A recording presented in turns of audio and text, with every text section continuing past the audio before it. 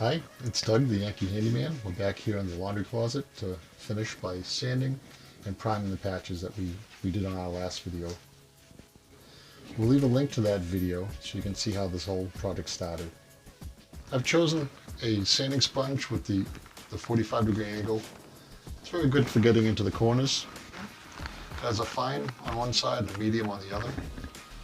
Most of the time we'll be using the fine side, but if we have any heavy spots, we'll just switch to the medium. Make faster work of it.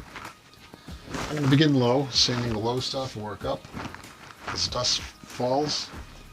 And if we sand from the top, when we get to the bottom, our head will be in a cloud of dust. So one tip is to start sanding the low stuff and work your way up.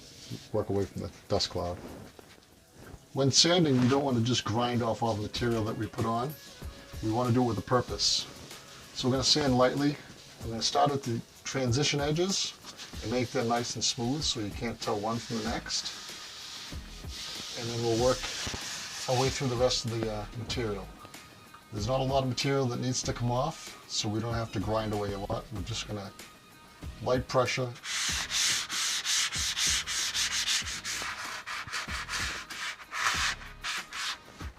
So instead of a 90-degree edge, this has maybe a 60-degree edge.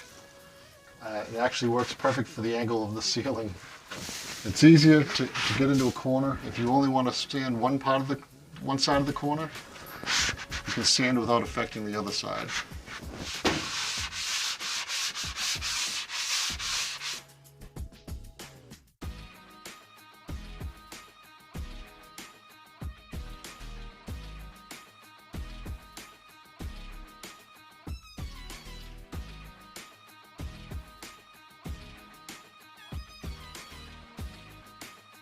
Now that the sanding is complete, I'm just going to take any remaining residual dust off with a damp rag.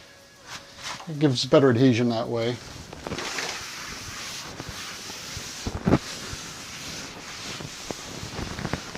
Now that we've dusted off after the sanding with a damp rag, it's ready for paint or primer. So we're going to use this mold killing primer. There was water damage to this laundry room, so there's a lot of mold. We'll show you a before picture before the project started. This product works well. We're going to use it again, even though the mold is gone from the first application.